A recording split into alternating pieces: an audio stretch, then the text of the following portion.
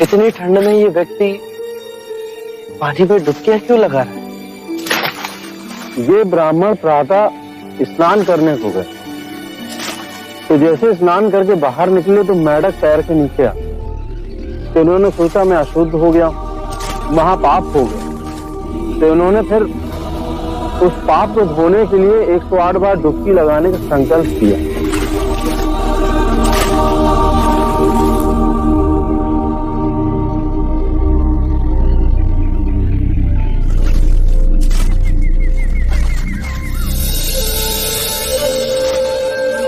सुनिए, आप ठंड से कांप रहे हैं। यदि ऐसा करेंगे तो बीमार पड़ जाएंगे। महात्मा, अनजाने में मुझसे पाप हो गया। ये नदी गंगा नदी की उपनदी है। इसमें नहाने के बाद मेरे पाप धुल जाएंगे। इस नदी में डुबकी लगाने से यदि आपके पाप धुल जाएंगे तो इस नदी में रहने वाले मेंढक के ऊपर पांव आने पर आप अपवित्र कैसे हो गए? यदि आपको ऐसा लगता है कि नदी में डुबकी लगाने से आपके पापों का नाश होगा, तो इस नदी में रहने वाली मछलियां, कछुए, सर्प, मेंढक, इन सबको अब तक मुक्ति मिल गई होती।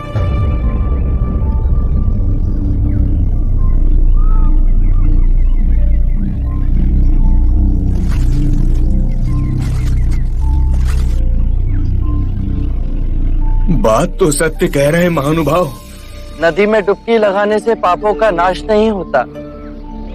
अपने पापों का नाश करने के लिए विवेक जगाना आवश्यक है। इतनी साधारण बात को समझाने वाला कोई असाधारण ही हो सकता है। महात्मन, कब से बनाए हुए रास्ते पर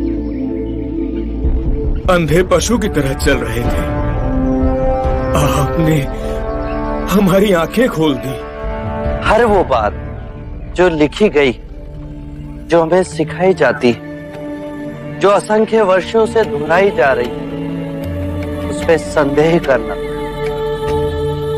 अपो दीपो भव, अपना दीपक स्वयं बनो।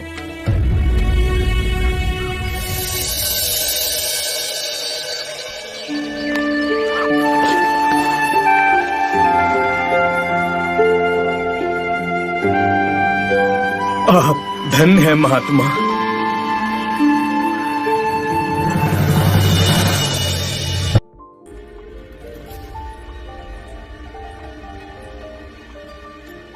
आप लोग भोले लोग हो।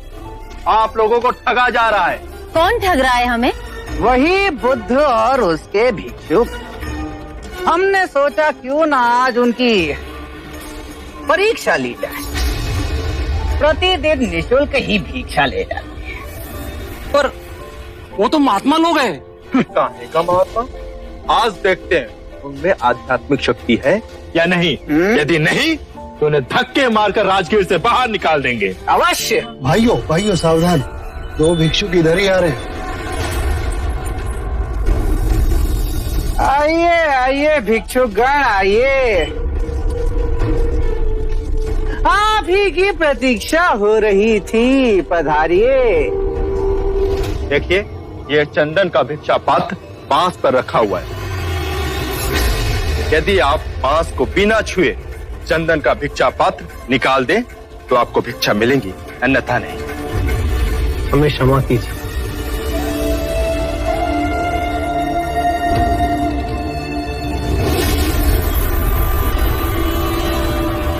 क्यों बंधु, समस्त गांव के समस्त बड़े महात्मा बने फिरते हो और एक छोटा सा कार्य नहीं कर सकते?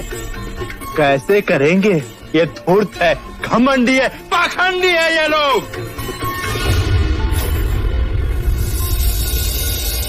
नहीं, ये पाखंडी नहीं, अपितु नपुंसक है, नपुंसक।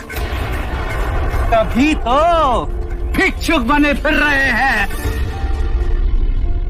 पता है इसका गुरु, धूर्त गुरु बुद्ध भी अपनी पत्नी को आधी रात में छोड़कर भाग गया था। सत्य वचन। बस के आगे मेरे गुरु को एक भी अपशब्द कहा तो मेरे गुरु के चरणों की धूल भी नहीं हो तुम लोग। तुम्हें हमारी सिद्धि देखनी है, इस बांस के डंडे को बिना छुए इस चंदन के भिक्षा पात्र को मैं नीचे उतार लाऊंगा। साक्य मुनि सिद्धियों के प्रदर्शन को अटकाने का साधन मानते हैं, परंतु इनके लांछन का प्रति उत्तर देना ही होगा।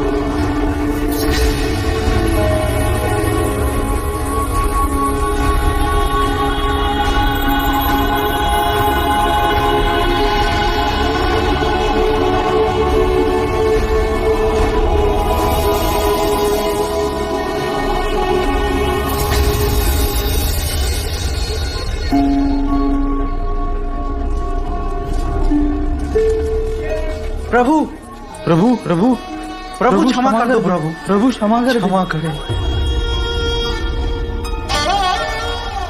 क्षमा किया। महात्मा अपना नाम तो बता दीजिए। त्रैत्य पुत्र।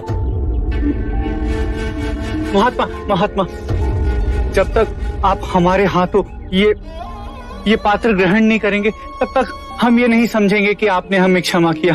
कृपया इसे ग्रहण करें। त्रैत्य पुत्र की त्रैत्य पुत्र की त्रैत्य पुत्र की त्रैत्य पुत्र की त्रैत्य पुत्र की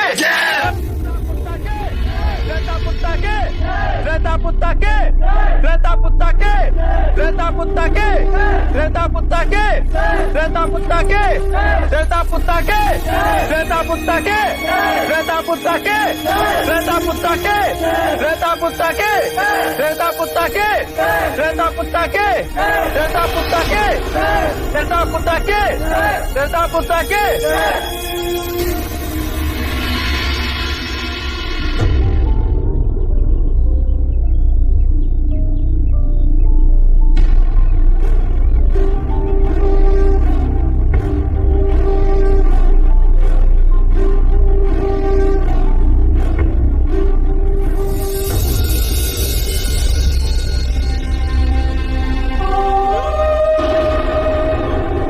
अब ये लोग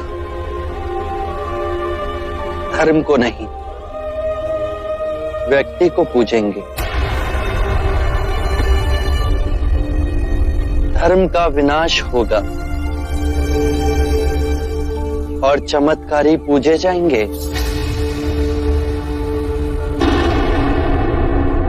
इसके बाद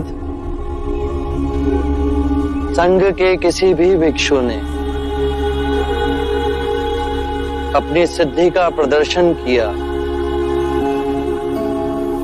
तो वो मेरा सहयात्री नहीं होगा।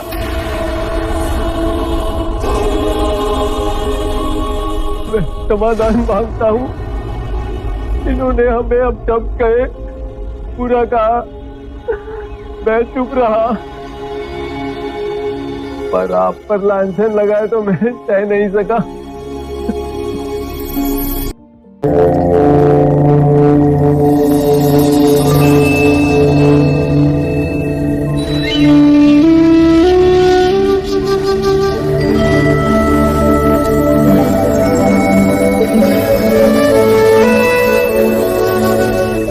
जितनी सुंदर आपकी आभा है, नाम भी उतना ही सुंदर होगा। मेरा नाम सिद्धार्थ गौतम है। ओह,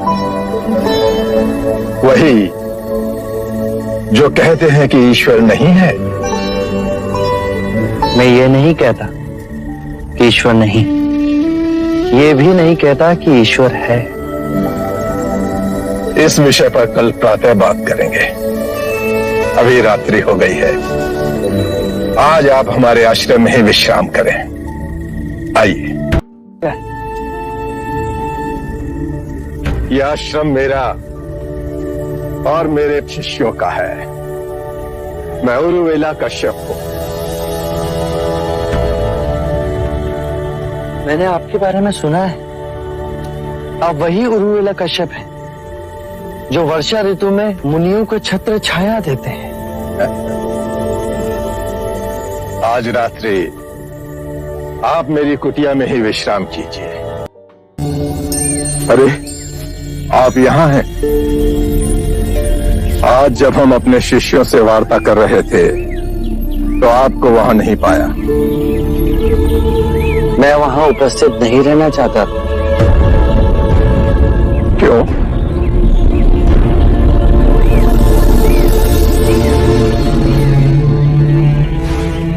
आप अपने शिष्यों को संबोधित कर रहे थे।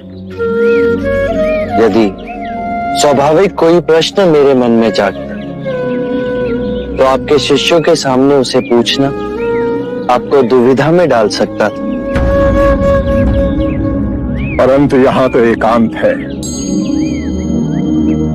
अब हम वार्ता कर सकते हैं।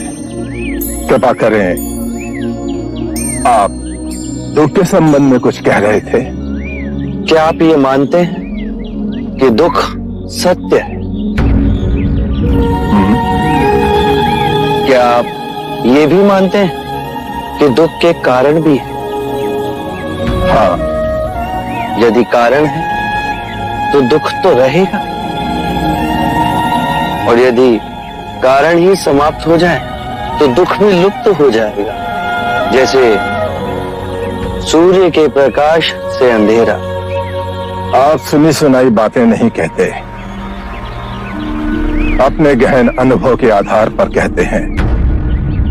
आप धर्म और सिद्धांत की नहीं, देखी हुई बातें कहते हैं। आपने कहा कि मुक्ति का मार्ग है अपने विवेक को जगाना और गूढ़ ध्यान में लिप्त हो जाना, जिससे मनुष्य स्वयं को और इस संसार को भली भांति समझ सकता है।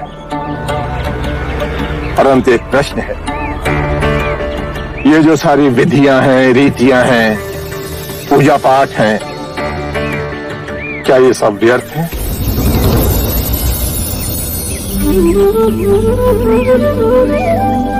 यदि कोई व्यक्ति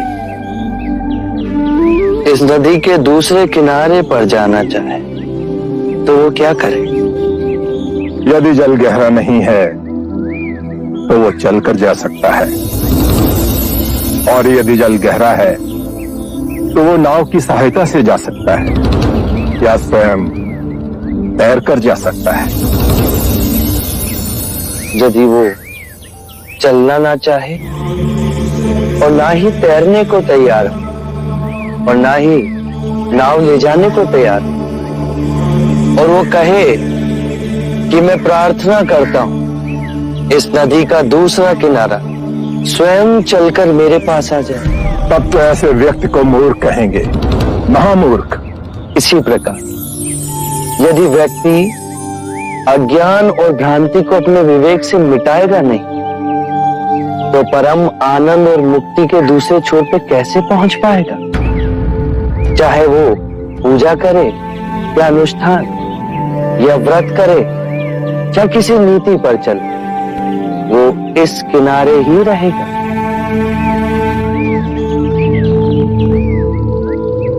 हमने सारे शास्त्रों को पढ़ा, उन पर व्याख्या की, परंतु जीवन के इतने जटिल सत्य को इतनी सरलता से किसी ने नहीं समझाया,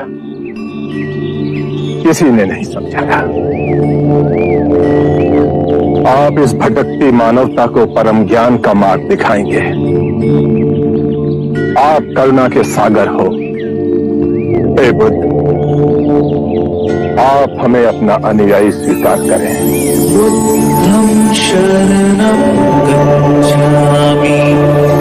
नमस्कार दोस्तों, आज हम बात करेंगे एक बेहद गहरे और महत्वपूर्ण सवाल पर। क्या पूजा, पाठ, विधियां और रीति रिवाज बेकार हैं?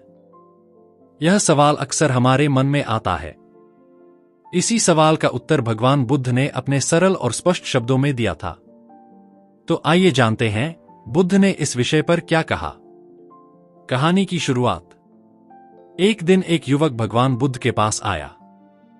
उसका मन उलझा हुआ था। उसने पूछा, भगवान, क्या ये पूजा, पाठ और रीतियां सच में जरूरी हैं? क्या ये हमें मोक्ष या सच्चा सुख दिला सकती हैं? बुद्ध मुस्कुराए और बोले, आओ बैठो, मैं तुम्हें एक कहानी सुनाता हूं। कहानी के माध्यम से उत्तर। बुद्ध ने कहा, बहुत समय पहले एक गांव में एक आदमी रहता था। वह हर रोज सुबह सुबह नदी किनारे जाकर एक पत्थर को पूजता था। दिन रात उसकी आराधना करता और सोचता कि यही पत्थर उसे मोक्ष दिलाएगा। लेकिन उसकी जिंदगी में कोई बदलाव नहीं आया। वह हमेशा दुखी और परेशान रहता था। फिर एक दिन गांव में एक ज्ञानी साधु आए। उस आदमी ने अपनी समस्या उन्हें बताई। साधु ने उससे पूछा, तुम इस पत्थर को क्यों पूजते हो? आदमी ने जवाब दिया, मुझे लगता है कि यह मेरी सारी परेशानियां दूर करेगा। साधु ने हंसते हुए कहा, तुमने कभी सोचा है कि यह पत्थर कुछ कर भी सकता है? या तुम्हारे दुखों का कारण कुछ और है? आदमी चुप हो गया। उसे एहसास हुआ कि उसने बिना सोचे समझे अपनी समस्याओं का समाधान पत्थर में ढूंढ लिया था। बुद्ध ने युवक से पूछा, तुम्हें क्या समझ आया? युवक ने झिझकते हुए कहा, शायद यह कि केवल पूजा पाठ या रीति रिवाज से कुछ नहीं बदलता। बुद्ध का संदेश। बुद्ध ने आगे समझाया, पूजा पाठ और विधियां बेकार नहीं हैं, लेकिन वे केवल साधन हैं। ये तुम्हें सही दिशा दिखा सकती हैं, लेकिन तुम्हें चलना खुद पड़ेगा। अगर तुम यह सोचते हो कि केवल मंत्र जपने या रीति रिवाज निभाने से तुम्हारा जीवन बदल जाएगा, तो यह भूल है। असली बदलाव तुम्हारे कर्मों और विचारों से आता है। उन्होंने आगे कहा, ध्यान करो, अपने मन को शांत करो और यह समझो कि सच्चा सुख केवल भीतर से आता है। बाहरी चीजें केवल तुम्हारी भटकाव का कारण बन सकती हैं। पूजा का उद्देश्य तुम्हारे मन को केंद्रित करना और तुम्हें आत्मनिरीक्षण की ओर ले जाना है, न कि इसे अंतिम सत्य मान लेना। प्रेरणा और अंत। बुद्ध ने अपनी बात को समाप्त करते हुए कहा, समझदारी से जियो, अपने कर्मों पर ध्यान दो। पूजा और पाठ केवल तब सार्थक होते हैं जब वे तुम्हें आत्मजागृति की ओर ले जाएं। लेकिन यदि वे तुम्हें भ्रमित कर रहे हैं, तो यह समय है कि तुम अपनी दिशा बदलो। युवक ने भगवान बुद्ध को धन्यवाद दिया और वचन दिया कि वह अपने जीवन को समझदारी और जागरूकता के साथ जिएगा। सीख। तो दोस्तों, यह कहानी हमें सिखाती है कि पूजा, पाठ और रीति रिवाज तब तक बेमानी हैं जब तक हम उनके पीछे के वास्तविक उद्देश्य को न समझें। जीवन का असली सुख और मोक्ष हमारे कर्मों और मन की शांति में छिपा है। शांति।